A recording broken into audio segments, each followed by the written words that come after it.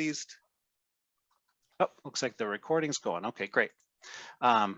Really excited that one of our clients, Jenny Harding, was able to join us today to help to tell her story and the story of Hazelton Betty Ford Foundation and their involvement in leadership development and some of the great work that they've been doing.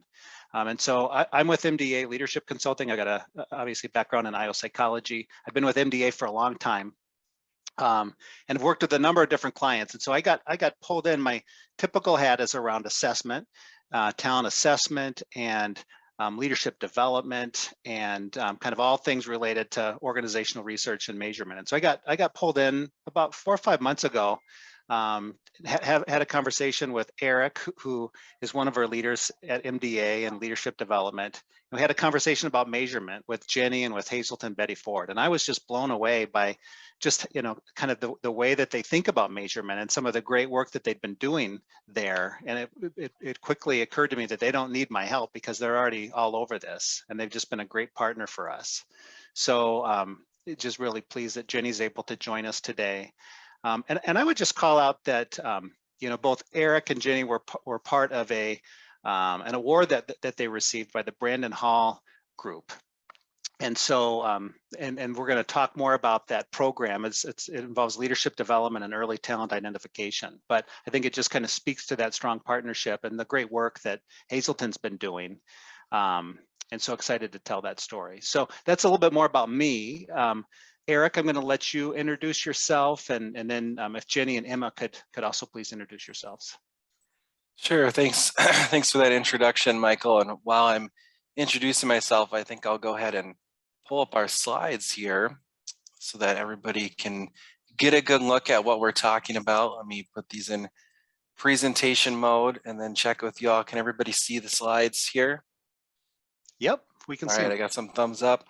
Good. All right, there's all of our faces here. So thanks for that introduction, Michael. My name is Erik Williams. I'm a senior consultant with MDA Leadership.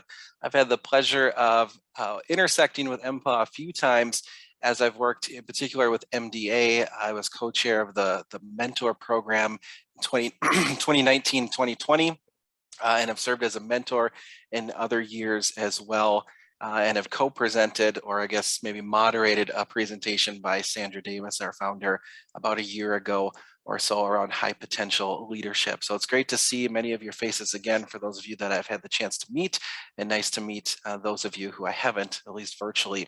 At MDA, I play the role of leadership development consultant. I sit in our leadership development practice and design and deliver mostly cohort-based experiences. Occasionally, I will put on an assessor or light coach cap, depending on the work that I'm doing with our clients. And I also oversee our thinking around learning technology and what are the different technology partnerships and platforms that we're integrating into our solutions. So I've been with MDA for over 5 years now, but cut my teeth at Korn Ferry for a number of years before moving over to MDA. So I'll turn it over to Emma to introduce yourself. Thanks, Erik.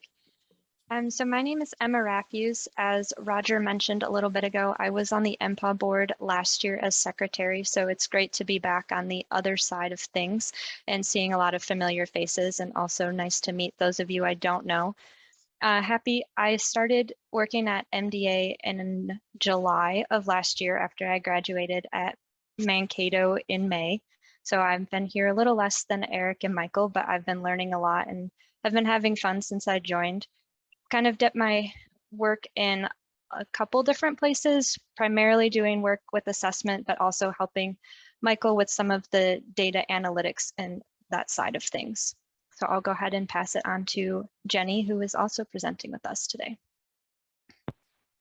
Awesome. Thank you all for having me here. This is actually my first experience with MPA. So I'm excited to be here and to be able to share more about the bench strength growth experience at Hazelton Betty Ford. I am an HR business partner at the Hazelton Betty Ford Foundation. So I partner with leaders on a variety of different aspects in terms of the people that they lead. And one of the awesome aspects of my HR business partner role is leadership development. So Over the last couple of years, I've been working very closely with Erik and others at MDA to roll out the bench strength growth experience. It's been super well received. And then I also do some other things with MDA around assessment or around coaching and things like that. So I've been with Hazel and Betty Ford for 4.5 years, and prior to Hazel and Betty Ford, I have had various HR kind of generalist roles in kind of the corporate for-profit sector before moving to Hazel and Betty Ford. I have my master's degree from the University of Minnesota in the Carlson School of Management, the HRIR program. And like Emma, I also went to Mankato in my undergrad there. So again, excited to be here with you all today. Okay, great. Well, thank you, Jenny.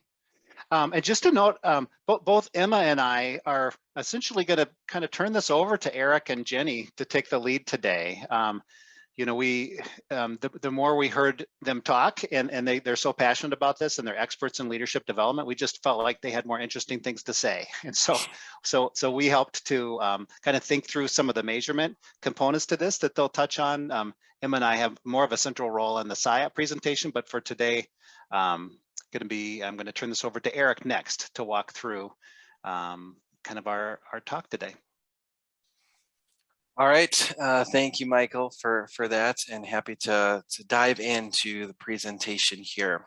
I'm not sure if we'll send the slides out or not, but Michael did mention the primary program that we're going to be highlighting to and speaking about when it comes to measurement and impact is what we call our bench strength experience. You'll hear a little bit more about that. And the work that Hazel and Betty Ford did, particularly in 2020, but also into 2021, was just phenomenal. Jenny's been a great partner to work with, and I'm excited to share some of that story and also hear her recount the story too of the impact on the leaders there through this particular program.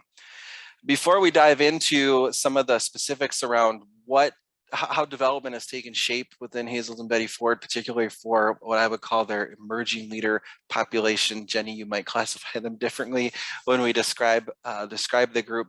We wanted to start off with a little bit of background in terms of thinking about this idea of measurement, particularly in a virtual leadership development space, right? We all used to, or maybe we're more familiar with, maybe we leaned more on face-to-face interactions when it came to development, whether that was coaching or cohort-based development or even assessment. A lot of it was done face-to-face, and now so much of it is not. And there's a few reasons for that. We've all been living through it over the last couple of years. But I wanted to start off with this Kirkpatrick model, right? It's been around since the 50s. Many of you are probably familiar with it, and if you're not, essentially, when we think about impact, there's a couple of different levels that we're looking at, right? Level one is reaction. You know, how are these people responding to and feeling about this particular leadership development initiative that we might be conducting or putting them through? And then the other levels that you see represented in the graphic here, things like learning. Is learning taking place? How do we know? What level of learning? Is there behavior change taking place, demonstrable behavior change, things we can measure and look at? And what is the impact or results to the business based on this learning and development initiative that's taking place? And as we talk about virtual leadership development or measuring impact with virtual leadership development this evening, I would posit that this model is essentially still how we're thinking about impact. However, the vehicles through which we're able to get at some of these things have changed. The ways in which we get at some of these things have changed. And in some ways, even though there's more options and it's potentially more complex, more complicated, I think it's ultimately a better thing. There's more ways to look at, are we making an impact or not through the work that we're doing? So why are we talking about virtual leadership development? Why is that word in front of leadership development? Well, we've all been living through the disruptions of the last couple of years, in particular, the COVID-19 pandemic that's impacted so many workers. You see some statistics on the slide here, perhaps most striking in just 2 years ago, about 4 to 6% of employees in the US worked primarily from home. Even as of just September, a couple months ago, almost half of the population was still working from home. We've seen a decrease since last year, but as we all are well aware, with the Omicron variant and other the constant evolution of this thing we're living through. Who knows where the numbers will be in the months to come here. But what this did create for us all is a need to think of new and alternative development strategies, right? Many clients that MDA Leadership works with had traditionally relied on face-to-face leadership development and had measurement methodologies in place that worked in that face-to-face environment that no longer worked as a result of the pandemic and what we're going through. Now, that said, virtual leadership development is not new. It's not something that just came up overnight over the last couple of years. Many organizations have been using virtual leadership development for decades, and they've done it for a variety of reasons that you see on the slide here, right? Reduce cost. There's no travel expenses if you're doing it virtually. You don't have to rent out facilities or pay for evening social hours and dinners and entertainment for your participants coming into this leadership development experience. There's no travel time. People are out of the office less because they're not traveling to go somewhere. And there's less time away from home, right? If you don't have to travel to some leadership development workshop or stay in the office for extended hours for that particular training. Additionally, some of the benefits to virtual leadership development that led to companies choosing to use it in the years past is scalability. There's less logistics involved in virtual leadership development. Usually, you can make real-time content updates because you're not necessarily dealing with a printed workbook or something that's in stone. You can make some adjustments on the fly, and you can easily add individuals to the experience, right? In face-to-face leadership development, you got to handpick the 20 to 30 individuals that are going to go to this thing. In virtual leadership development, you can choose people all over the country, all over the globe, whatever your situation might be. That said, though, even though virtual leadership development existed and was a thing before the pandemic did become a reason, and you see on the slide here, it was a game changer in that it caused organizations, many of the companies that we work with, Hazel and Betty Ford among them, to rethink how they were doing leadership development, right? Maybe organizations had relied on virtual leadership development for some of their smaller trainings, compliance type stuff, safety type stuff. Maybe there was some leadership training in there, but it was usually maybe more of a self-paced e-learning or a different module that people completed, and it was more isolated, more of an event type thing. You go and you complete this virtual training, and maybe you're with some peers, maybe you're not, but it was more of a smaller thing, I would say. And what we're hearing from many organizations over the last couple of years is, hey, help us reimagine what leadership development in this virtual world looks like. Because in the initial months of the pandemic, the immediate response was, well, maybe we can take what we've done face-to-face and convert it into a 4-hour or 3-hour WebEx meeting or Zoom meeting. And what organizations quickly found is, hey, that doesn't work. It doesn't translate exactly like we hoped it would. So some of the challenges that organizations are running into or have been running into around virtual leadership development in the post-COVID, I say post-COVID knowing full well we're still living through it, are the new technology platforms. There's many new platforms out there, Zoom among them, Teams, WebEx, platforms that people are thinking about and integrating. There's also whole organizations that exist to create virtual leadership development content and curriculums, LinkedIn Learning, Degreed, just to name a couple of them. Part of the problem too is getting people to buy into virtual leadership development, right? If they're used to virtual leadership development as a self-paced thing or a check the box type experience, then they may not be familiar with the new and creative ways that we've gotten when it comes to creating powerful and compelling leadership development experiences in that virtual world. Additionally, things like presentation style and approach factor in. If you are a great facilitator in the room, it doesn't necessarily translate to great facilitator online. You got to be a jack of all trades in terms of being able to run the breakouts and monitor the chat and do all these different things that are taking place. Another big thing that we've run into, and Jenny will talk about this, we'll both talk about as we dive into the bench strength specific scenario, is finding ways to build connections with people. So even though virtual leadership development existed before the pandemic, you were still able to go down the hall and talk to your colleagues and build relationships and build rapport with people. Now, so many organizations, organizations are at different stages of this, but many still have people working either entirely remotely or in some sort of hybrid position. And that's taken away from our ability to connect with people. So how do we create space to build connections with people as part of leadership development? So all of that goes to say is that organizations have been wrestling with, well, how do we then measure whether or not this new way of thinking about leadership development is effective? So one of the things, and I'm getting close to the end of the setup here, the context setup, and we'll get into Jenny's story very quickly here. But one of the things that we've been talking about with organizations, and you'll see this reflected in the bench strength solution, is the need to really think about, when it comes to virtual leadership development, what we call the learning experience ecosystem, right? All of the modalities, all of the methodologies, all the tools available to you in this new world that we have been living in. And that includes things like live learning moments where you're face-to-face, well, not face-to-face, where you're live, screen-to-screen, if you will, with other individuals, just like we are right now.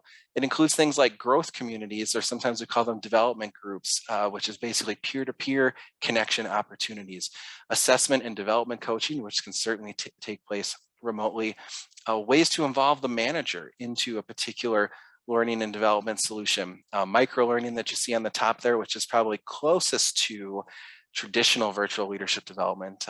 I mentioned I come from Korn Ferry, and it was PDI 9th House before that, and they had a whole library of different e-learning modules and Ken Blanchard stuff that they would use around coaching and whatnot.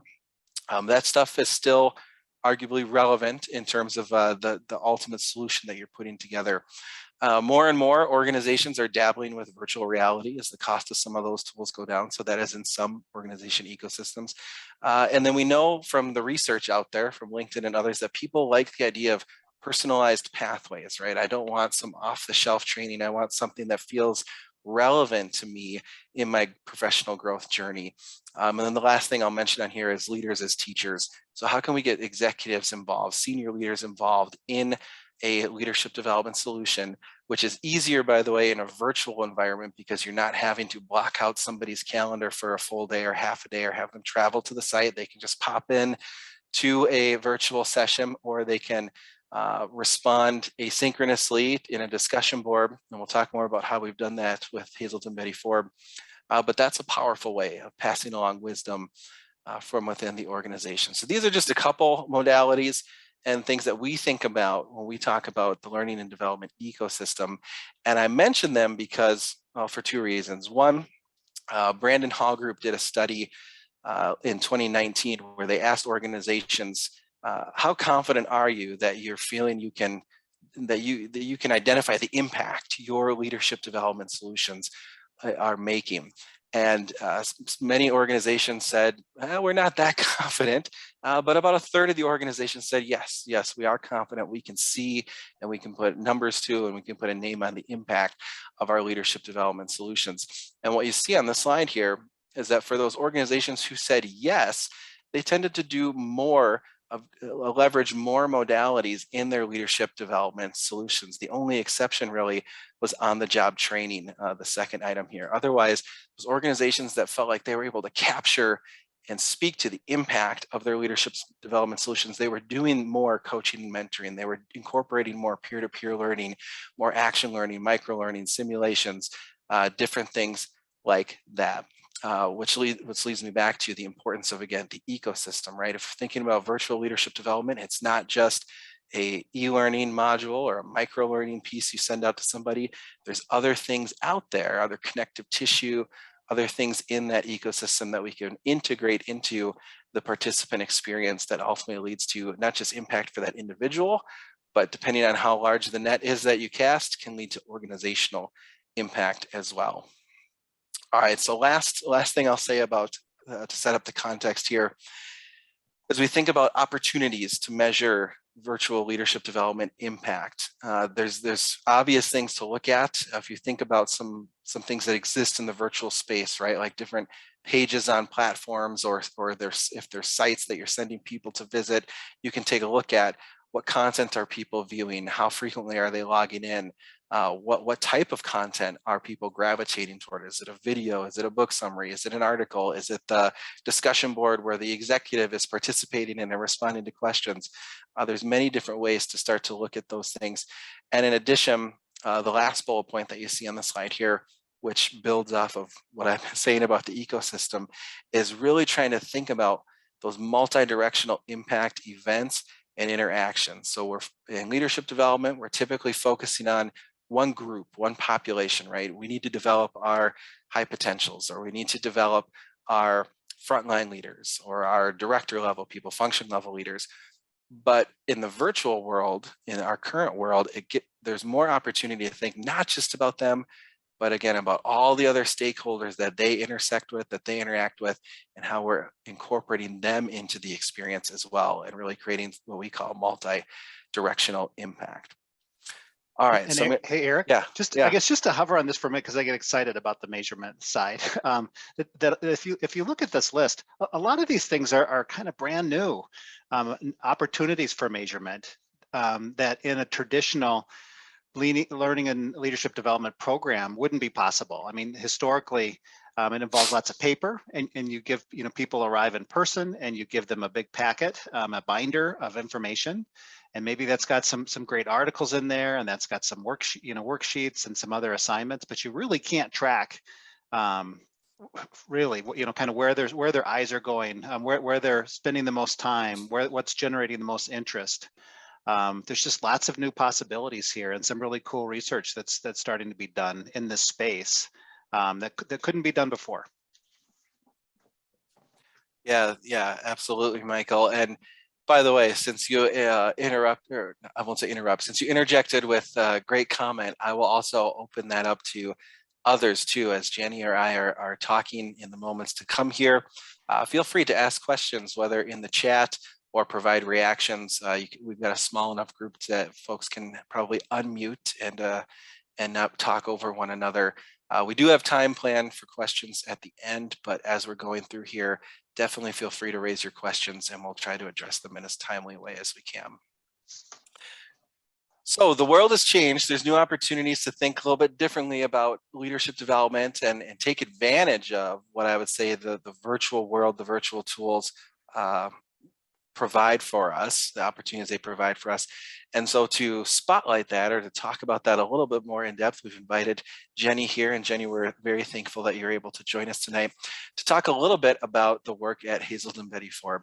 But before we get into the actual solution, some folks on the call might not know a little bit or a lot about Hazelden Betty Ford. So Jenny, why don't I turn it over to you, and I can kind of move us through the slides here to give a little bit of introduction about your organization and the great work that you all do. Awesome. Thank you, Eric. So as Eric mentioned, many of you may know or have heard about Hazelden Betty Ford, formerly the Hazelden Foundation.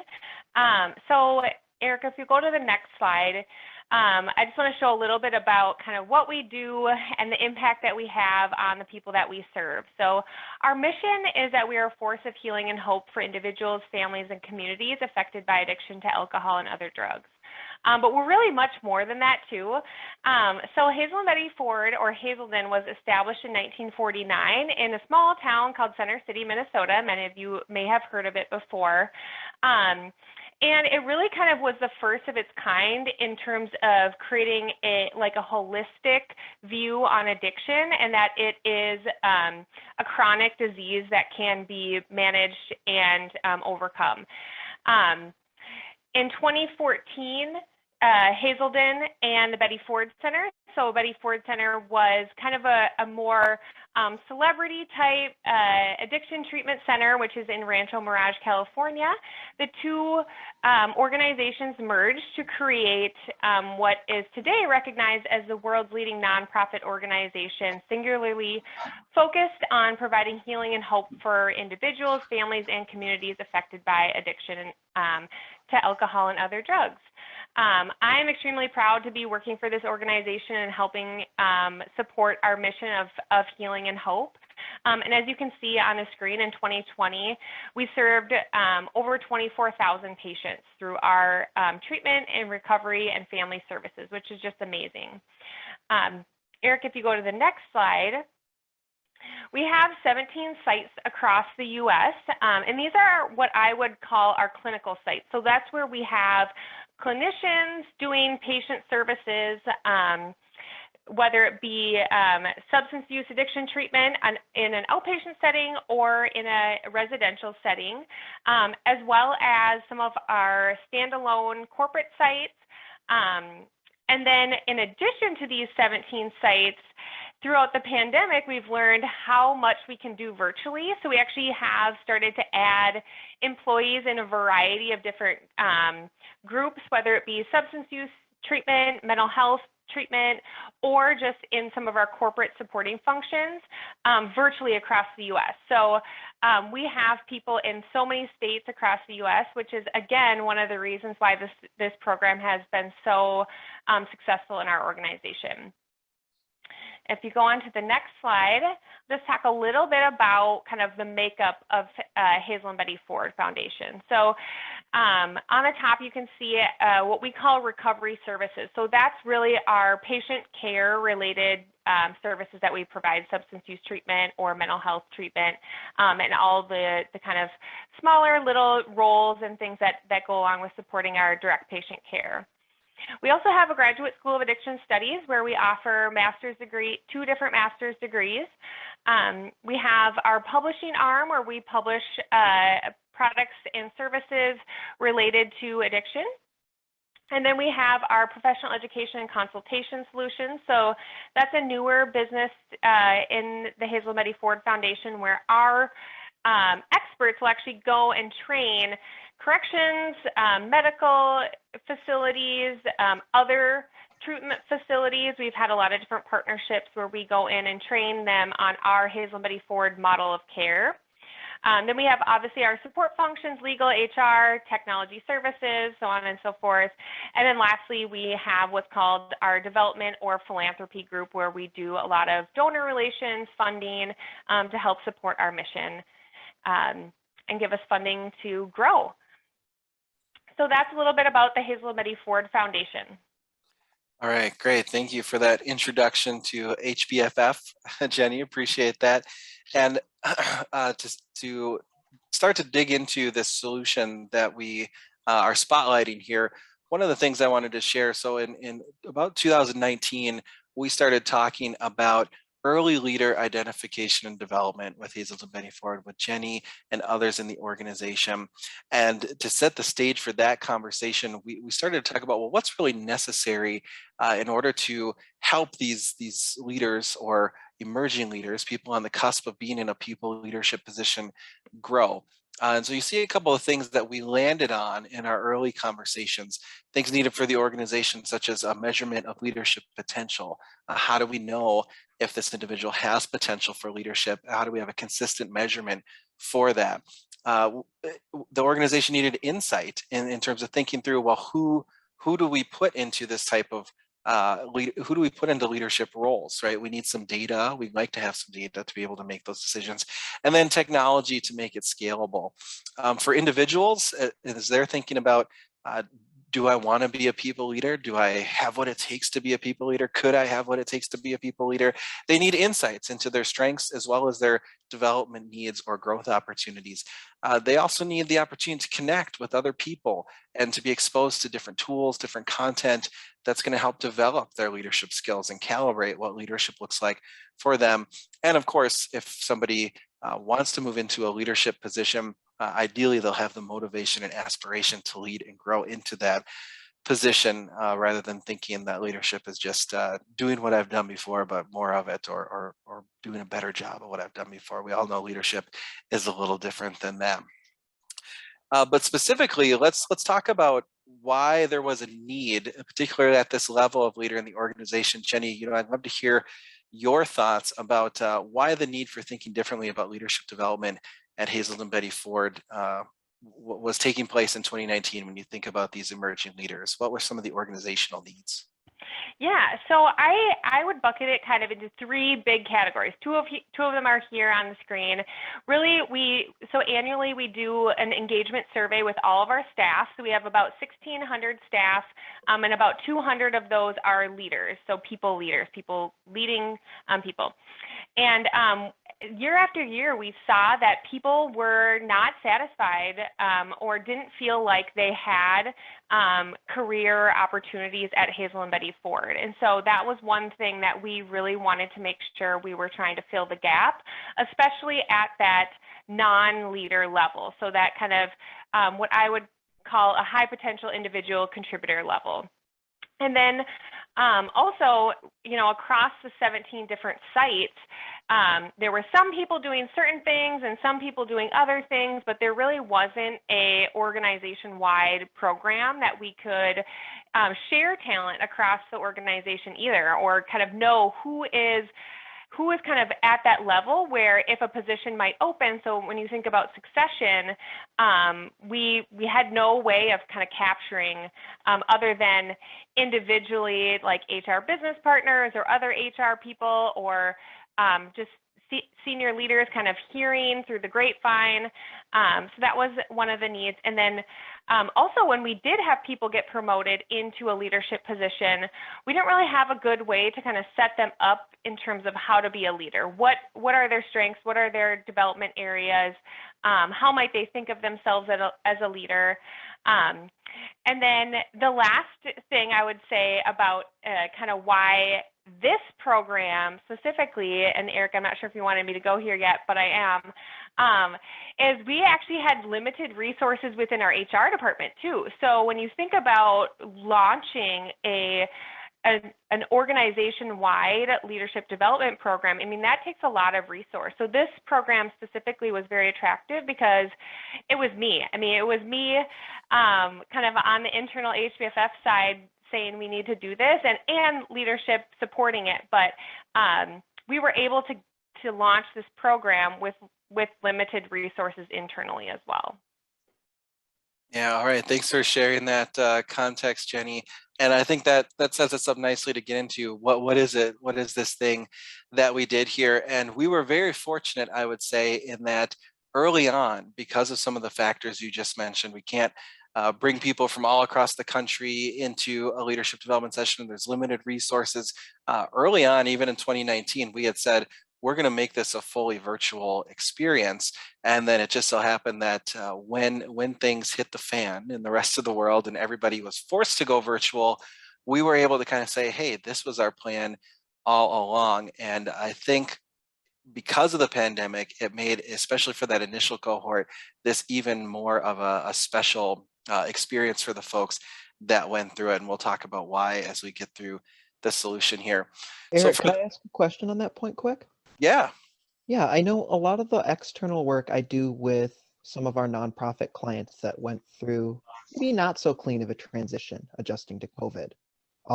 There's obviously other things going on involved in the trauma OD space that might contribute to that outside of COVID. But I'm just wondering, what did you all see, both Jenny and yourself, that set you all up for success that might not have been there if it wasn't something you were ready for? What got the wheels turning, so to speak? Yeah, I can speak to that a little bit, and then Jenny, if there's anything you want to add. The bench strength experience that we're talking about here is a solution that MDA originally created back in 2016, 2017, and it was originally delivered as a half-day face-to-face in-person workshop. And what we learned from that experience, so excuse me, you can see some of the elements of the solution of the experience on the slide here, is that it wasn't really effective done that way for a variety of reasons. One, all the research out there about how many people have potential for leadership out of a pool of high performers says that it's not the majority of them, right? So individuals going through assessment around potential for leadership are going to get some constructive messaging in those assessment feedback reports. And we learned early on that that can be painful for some individuals, especially if they've never gone through assessment before, or they are a high performer and they've only gotten that positive feedback before. We also learned that half-day face-to-face session wasn't enough of an opportunity to get people in the right mindset to receive that feedback and to feel confident that this was a lens from which they could use to grow and really take ownership over their career growth. And the third thing I'll mention is that we realized that that face-to-face event type delivery style was really not doing a service to the people that were coming together for this experience. It had always been designed to be a scalable solution, because when you're dealing with people going from individual to contributor to supervisor, that's a big population. So it was always designed to be a scalable solution. And we just weren't giving people the opportunities to connect with each other, to learn from each other, to build relationships with each other originally. So as MDA continued to evolve the bench strength experience, and especially as we talked with Hazelton Betty Ford about in 2019, we moved to a fully virtual format that actually goes over the span of 3 months that you see outlined here, 12 weeks, and it now includes elements to help people build community with one another, get in that right mindset, really understand what this feedback is saying, what it isn't saying as they get their reports, and to feel like they have the tools and support necessary to take action on it afterward. And that those were factors that just didn't exist prior to the pandemic. And we're lucky that we learned those lessons before the pandemic would have forced this to become a virtual leadership development solution. Anything you'd add to that, Jenny, especially as you think about the differences between wave 1 and wave 2 of the cohorts that have gone through this? Yeah, I think one of the reasons why we were still why it was still successful is, like Erik mentioned, it was already planned to be virtual. And then also, you know, in our organization, there was a lot of flipping to virtual, and the transition was rough for so many of our clinicians and our frontline, what we call our frontline staff. But this, we really pushed, well, I really pushed our senior leadership to move forward with it. One, because we already had it in the budget. And then two, because I really felt like it was a positive thing amongst, like a really bright light amongst a dark time. And it showed that it was successful. I mean, I would say, and Erik, you can speak to this too, but I would say actually our first cohort was more engaged in the program than actually our second cohort. Not that either of them were disengaged, and we'll show a little bit more data on that in a couple slides, but I think that's one thing. And then that's also helped keep us allowing to have bench strength in the budget, is how successful it was during such a tough year. And Jenny, what was the time frame of the first cohort versus the second cohort? Do you remember? Yeah, so we did end up pushing the program out just because there was so much, you know, everyone was trying to figure out what Zoom was during the first couple of months of the pandemic. So we did push it out, and I believe we launched it in early June of 2020. Originally, it had been planned for April, I believe, spring. So we pushed it out a couple of months, and so it was over the summer months. And then the second year, we actually did kind of move it back up and started it in May. And then this year, we pushed it up further to start in March, just because the summer months showed to be really hard. So. Yeah, one quote I'll never forget from one of our participants in Wave 1. She said that this gave her a place to connect with people when it seemed like everybody had disappeared. So those early dark days of the pandemic, this experience allowed for her to still connect with people. And again, that statement from her is an impact statement, right? It helped me stay engaged. It helped me helped me stay connected to this organization and to the people I work with. So real quickly, because I know we have till the top of the hour here, just want to highlight some of the elements that we think help us feel really good, and help Jenny and her team feel really good about the impact that this virtual leadership development solution was bringing about. So you see it at a high level here. It was a 3-month-long experience, 4 modules. Each module is 3 weeks long here. And as I said before, the first couple modules are really about allowing people to build community and get in that right mindset to get some assessment insight results about their potential for leadership. And then the last module was really about helping take those insights and translate them into action. The one other thing I'll call out on this slide before we take a look at each of the modules briefly is on the bottom here, you see the manager bench strength growth experience. So I talked about that multi-directional impact before. In addition to the potential leaders, emerging leaders going through this experience, the managers were put on a parallel track that included a lot of the same content. It was scaled back in terms of time commitment and exercises, but we wanted the managers to be able to speak the same language and be able to interact with and have a successful career development conversation with these people at the end of it. So a couple things we'll highlight, and Jenny, you can jump into again this first module, all about getting started and building community. One element I'll call out here is that for this experience, we really tried to personalize it for the Hazelden Betty Ford folks. We talked about that personalized pathways thing earlier before with the ecosystem. So you see there's a video, 2 videos actually, that people find on this digital platform from the CEO at the time, Mark Mishik, and then the head of HR, Don Carlson, welcoming and congratulating people to the experience. So already as a participant, I feel like, hey, this thing was made for me, and I see my executives are taking time to welcome me to it. Anything you'd say about the first module, Jenny, as far as some of the impact we saw from people participating in it? Yeah, I think one thing that we did in the second wave that we didn't do in the first wave was the development groups and having them meet together before the program launches. So we've done the development groups, which is a group of about 3 or 4 individuals that are going to be going through this program together. And so this year last year, we actually gave them direction to meet in advance, get to know each other, do a virtual Zoom meeting, because we connect people from all over the country. And so that actually had been really well received, and we're continuing to kind of enhance what that looks like every year too. So I think it just sets the program up for success. Yeah, so out of a cohort of about 40 to 45 people, there was 10 development groups, 3 to 4 people each, that were their own mini cohort that they could get a little more intimate, a little more real with each other as they went through the experience. And I agree, Jenny, having them kick off those relationships even before the rest of the program started made a big difference. The second module, again, I'll speak to it, and Jenny, you can jump in, was around getting people in that right mindset, right? I'm about to get some constructive feedback.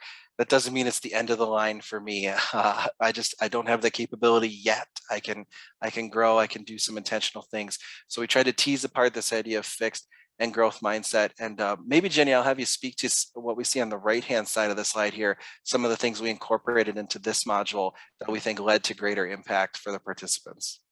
Yeah, so on the right-hand side, you can see there's 3 of our executive team members who either did a video to kind of share a story about when they got stuck in a growth mindset and how they overcame that, or how they may have promoted somebody based on performance alone. And then we have one person who participated in a discussion board. So people could go in and ask questions of the executive leader, and then they would respond to their questions with advice or kind of just in the Hazelden Betty Ford context, kind of answer any questions that they had. And it was a great way to connect people with our executive team. That's, again, kind of back to the engagement survey. One area where we continuously score low on is feeling like they have a chance to connect with senior leaders. And so this was a perfect platform to really incorporate some of that feedback as well. Yeah, absolutely. And that carried through into the third module. So you see some additional leaders as teachers there, additional executives from the organization. The one thing I'll say about what we did here, so in module 3 is where participants got their assessment results. So right when the program kicks off week 1, they complete some inventories and some things that fall into MDA's potential framework. And then all the algorithms do their thing, and it spits out a report that we give to people in this third module. And so that's a big part of what module 3 is about, is getting my feedback and then starting to calibrate and align that with, well, where do I want to go organizationally? How do I want to contribute? What does that look like? So we give them some tools to think about that, such as, you might be familiar with Simon Sinek's Golden Circle. It's been around for a while. What's the why that drives me? As well as we start to set them up for a conversation with their manager through a conversation framework. And as I said before, their managers get this same framework as well to really prepare for that career development conversation. The last module here, and then Jenny, you can add, I might ask you to speak to an element here, is all about translating those assessment insights into action. And Jenny, I wonder if you'd talk about sort of Dawn's traditional role in Module 4 here, as well as the final mission, those vision videos that we asked folks to create. Yeah, so again here we've got Dawn Carlson, who is our VP of HR, and she always does a phenomenal job on this discussion board where people can ask questions about now that they have this data, now that they've gone through this program, what can they do with it? What should they do with it? What are maybe some just key learnings that she's had? It's a really great, again, way for Dawn to be able to connect with participants, and then vice versa, to kind of, so I have this, now what? And then lastly, the leadership vision. So each module has kind of a capstone, what I would call kind of a capstone assignment called a mission. And the last one is for people to share their leadership vision for themselves, kind of what they learned and how they want to be as a leader in a short little video. So it's been really cool to kind of see the impact that this program has had in those short little videos. We've had some really inspirational videos that people have posted on the platform, and then they can comment on each other's videos and posts kind of things that they share in common or things that they're inspired by, which also again just kind of goes back to that peer coaching and peer-to-peer learning aspect of the program that's been so beneficial. Yeah, thanks, Jenny. And so out of some of those videos, then again, you've got 40 plus people, and we've done 2 waves of this. Now we're talking about 85 or so people that have gone through this experience. We get quotes like this from those impact videos, those leadership vision videos that people create. So people talking about the relationships they've built, the different ways that they're thinking about leadership, the impact of this program on them as well. And so you can kind of skim through this deck. And Michael, do we send this deck out to folks after the meeting? I know there's a recording that's available of this on YouTube. So okay. All right. So if folks want to read these in depth, you can watch the recording and hit pause on this section. In the interest of time, I'll move us forward though. But you also get some interesting stories when we think again about impact and how are we seeing people leverage what's gone through this experience. So this quote comes from Dawn that Jenny mentioned, head of HR at Hazelton Betty Ford. And she shared a story about a bench strength participant from one of the cohorts who interviewed for a position, and the level of awareness that this participant brought to that interview as they talked about where their strengths were and where they knew they had clear gaps and development opportunities set that individual head and shoulders above other candidates. And it was a stretch position that this individual was looking to move into and be hired into. And yet the hiring manager and others on the interview panel felt very confident that, hey, this person knows what they're getting into. They know what they have to work on and they're going to be intentional about it.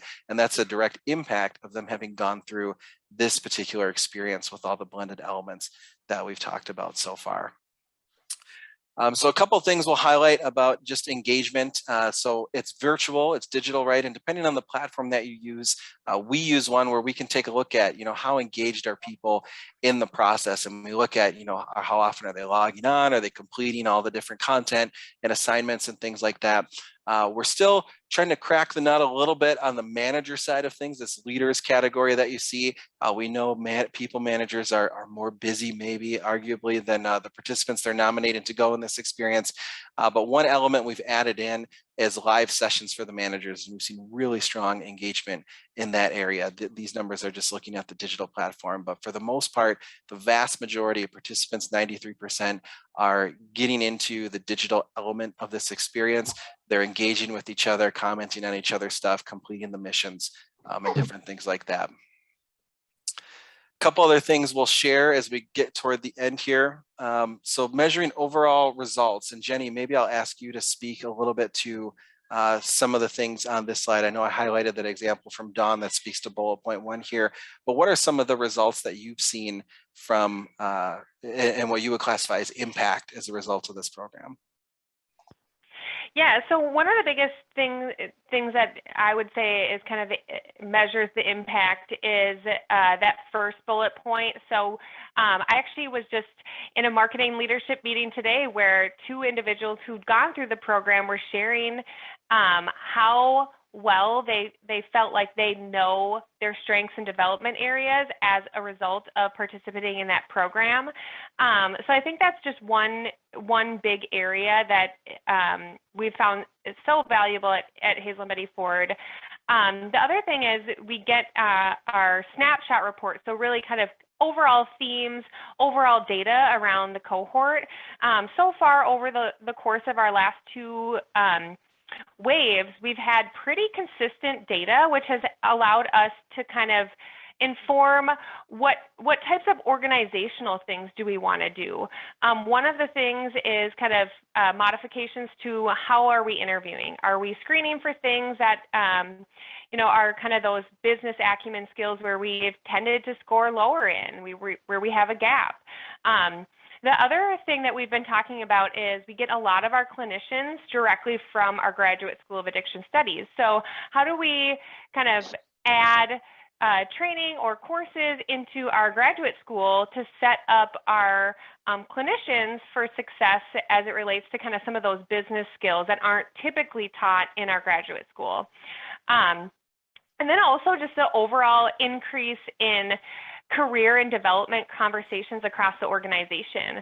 You can see in the previous slide that Erik showed around the participation, there was a gap of leaders who didn't log in, but in comparison to the first year, it was a huge, huge increase.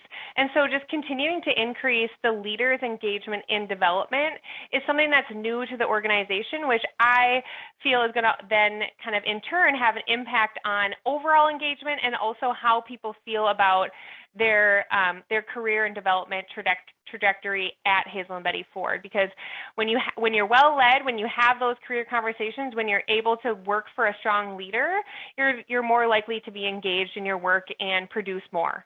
So that's what I would say about the impact. Yeah, thanks, Jenny. And this isn't Hazelton Betty Ford's data here on the right-hand side of this slide, but Jenny, you did speak to the aggregate data, right? So you got 40 plus people going through an assessment process. They're going to get their individual data, but in addition to that, you've been able to leverage the aggregate data to think about where are there gaps among this population. And as luck would have it, it's been consistent through waves 1 and wave 2. We'll see about wave 3 in the months to come here, but that helps you and inform you in terms of making different decisions like financial acumen. And one of the elements we added on between waves 1 and wave 2 was a stronger financial acumen component, as we knew that that was an area that many would benefit from being exposed to. As we think about how we've continued to adapt the program, and I'll just kind of speak to this, and then we'll land this presentation and open it up for any questions in our final couple minutes here. Based on the data, based on what we've heard from people as far as what drives impact, we know that people love the senior leaders and their involvement. So senior leaders are actually getting involved as mentors to the development groups. One of the most inspiring things that I've seen Hazelton Betty Ford do over the last couple of years through this program that I don't see from many organizations is about half of their most senior leader group are being involved now in this program as either mentors, leaders as teachers, or guest coaches in the discussion boards, which I think is really exciting when you think about people feeling like, hey, we're off on this island here a couple of years ago, to wow, the executive team, the senior leaders in this organization are taking time out of their day, and we're building relationships with them. Jenny alluded to some of the other stuff that's going on here, but things like building out development, planning tools, continuing education on finance and business acumen. So all of those are business impacts that have been realized and thought about and considered as a result of the data we're seeing and the feedback we've heard from folks going through the experience. So to land the presentation here, I think what I just say is key considerations in terms of creating and measuring virtual leadership development reimagine what virtual leadership development is. It's not just a course anymore. There's all these other elements that you can put into play. And with those other elements in play, it gives you other things to measure and look at. So how are you defining impact? Is it just for the individual, or is it for the individual and their manager and senior leader involvement? There's other ways to look at impact as well, more avenues to go down. And then I'd just say leverage the tools available to capture insights, whether that's assessment data or video discussion boards. The survey, Jenny does run a post-program survey, post-experience survey too, to capture how often people are meeting with their development groups, and did they have the career development conversation with their manager. So all of those are metrics because of the robustness of this experience that they can take a look at and then think about, how do we retool this for next time. So we're still leveraging Kirkpatrick, but we're thinking about it in different ways using that ecosystem approach. And I think that's what's helped us be most successful. So I'll pause there. I'll give my thanks to Jenny too. I know we're at the top of the hour here, but I didn't see any questions come through in chat while we were talking, but any questions in this moment that would be helpful for us to dig into. See, John here says, Jenny, nice work on talking about career development with mentors. Was there a pre-measurement on attrition, post-consulting measurement, i.e. what's the impact of the Great Resignation? Jenny, I don't know if you can see that question in the chat, or if you have any thoughts about pre-measurement on attrition and post-consulting measurement in terms of before this and after this, if there's been any work done to take a look at that or not. Yeah, so I don't have our turnover data in front of me in terms of the organization wide, but what I can tell you is that we've had a significantly small number of turnover in terms of those who've actually gone through the program. I believe out of each cohort of 40 to 45, we've had maybe 2 people resign. And historically, we've actually had high turnover. In recent years, we've been focusing a lot more on turnover. And I think this program specifically helps people feel like they have a path at Hazel and Betty Ford, and that we're investing in them as a professional. Great, thanks, Jenny. Any other questions or comments?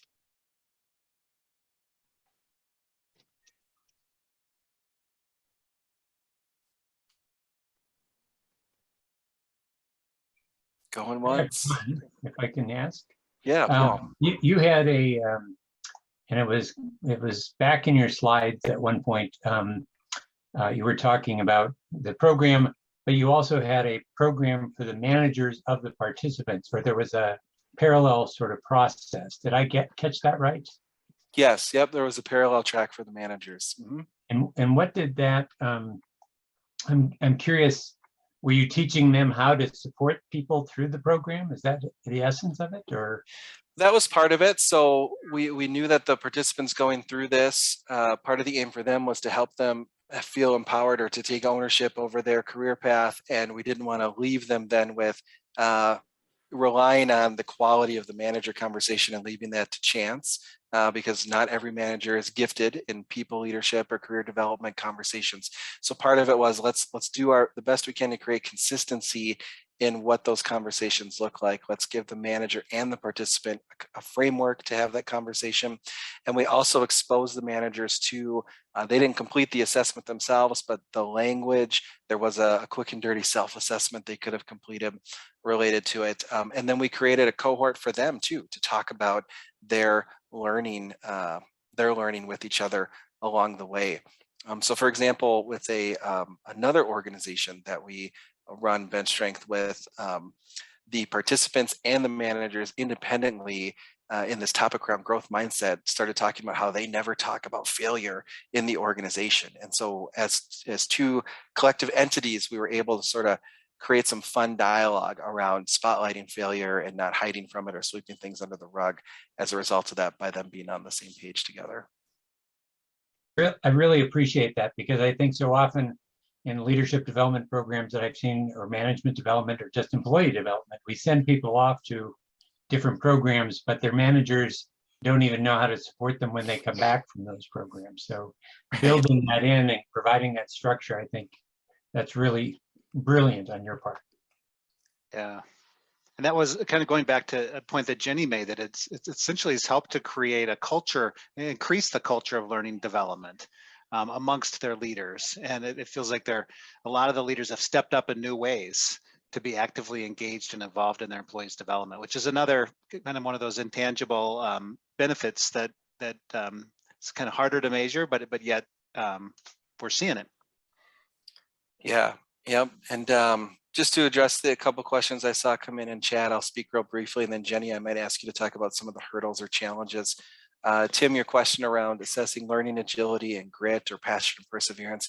So the assessment does take a look at individuals' learning orientation, things like that, but it also takes a look at things like to what extent does an individual show humility, to what extent do they engage other people, to what extent do they build to drive results while building trust, different things like that.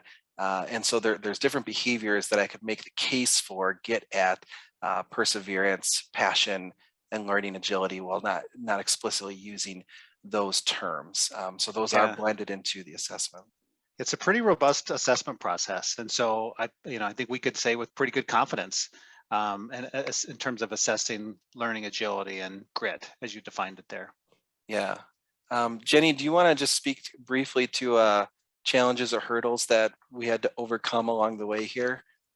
Yeah, for me, I think one of the biggest challenges was kind of, I guess, establishing the value proposition in the first cohort for people to put forth the time and the energy to participate. People didn't really know what it was. I mean, I didn't know as much what it was when I was rolling this out with Erik. This was my first time going through it. So I would say that was one of the biggest hurdles for me, was kind of just the change management that comes along with rolling out a new program. But once we got people in there, we kind of did a little bit of pre-work to get people excited about this leadership development opportunity. It just took off. So that was really exciting. And then the second year, I would say the biggest hurdle is really that manager piece, and really, again, kind of establishing the value proposition. Why would it be beneficial for you to go in and utilize this program to its fullest?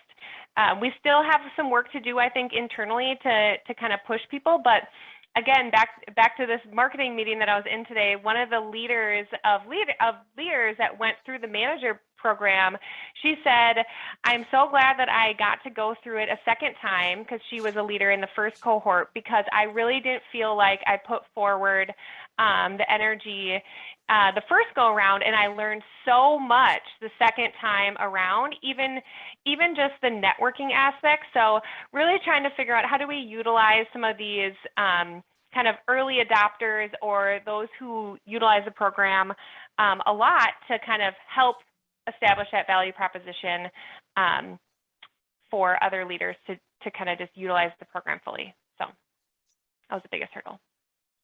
And I know thank you, Jenny. Yeah, I know we're just about out of time. Just to address the last question before we wrap up here around the, to what extent did we measure ROI?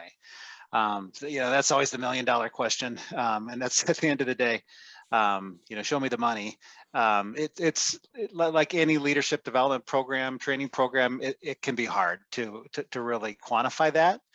We did not try to run like a utility analysis where, our turnover was X% and our competitors was Y, and therefore, it would cost, $20,000 to bring each new employee on board. We didn't do anything like that. But Jenny, I know, and you've touched on some of them in terms of, internally, obviously, there's a real investment of time and money, resources that goes into this. And how have you talked about that with your senior leaders to address that question? Yeah, so over the last 2 waves that we've done, one thing that we've talked about is just the promotion percentage. So we've had roughly 20% of the cohorts promoted after they've gone through the program. So that's one area. And then also just, again, kind of going back to our engagement survey data. So we really try and connect it back to that.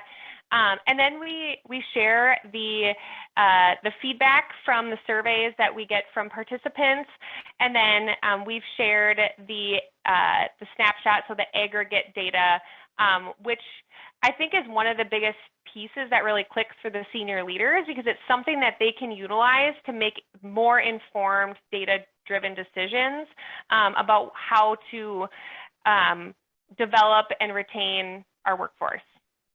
Mm-hmm. And I think, maybe the ultimate measure of success is, do they want more? Are they continuing to sign up and want to run more people through? My understanding is they've essentially agreed to, is it 2 more sessions now? Yes. Yep. Yeah. Yeah. And also we have alumni from previous cohorts who want to come back and help out and participate in some way, shape, or form with the cohorts in the future. And I mentioned this before, but I think in the first wave, we had just a small handful of senior leaders who were involved, Dawn, Mark Mishik at the time. And then in wave 2, you saw a number of faces, maybe 5 to 6, 7 senior leaders that were involved as guest teachers, storytellers, things like that. And then for wave 3, which is going to be launching soon here, like I said, there's over 20 senior leaders involved, which is about half of that group of the top 50 within the organization are going to be involved as storytellers, leaders as teachers, or group mentors to these development groups, which to me is just really exciting to see those leaders who know that it's going to be time out of their day, but that are expecting it to pay dividends in terms of building relationships with their up and coming talent and seeing people in action across the organization. You don't see that often in leadership development, that you have that many levels of the organization intersecting and connecting around development. So I personally find that one of the most exciting elements as we look ahead to wave 3 here. So I've got a question. Okay. So the mission of the organization is what? The growth and development of your clients, right? So my question is, if what you're doing is changing the culture of the organization, the culture that the people who are in charge of helping your clients is changing, are your clients picking up on that? Is it a different experience now for your clients? Ask that again, Bill. Let me make sure. And when you're talking clients, Bill, you're talking about the patients Yes, exactly. as part of the addiction programs. Exactly. Yeah. Exactly. Sorry, I was wondering if you're talking about the MDA clients or Hazel and Betty Ford. You're talking about Hazel and Betty Ford. That's correct. Well, so I guess I guess we could measure probably like our scores in terms of how we measure our patient experience.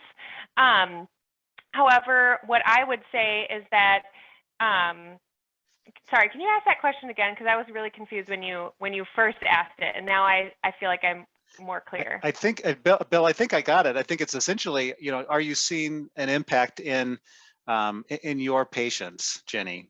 Have you seen any measurement or any metrics there in terms of some of the key, key metrics that you measure on the patient side and the care that you give?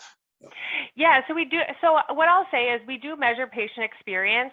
The past couple of years has been really hard because patients want to come back to in-person a lot of the time, especially in our outpatient setting, and we have remained virtual. So I would say we haven't connected this program to our patient experience directly, but what I would say is I think, and the way that our patients experience our clinicians is based on their clinical expertise. Some of it is obviously like how they show up at work, but as an HR professional, I can speak to, there's a lot of times when you can have an excellent clinician, but they do not add much to the culture of the organization. So anyways, what I would just say with that is we haven't actually like connected those two things together. However, it's a good call out, and yeah.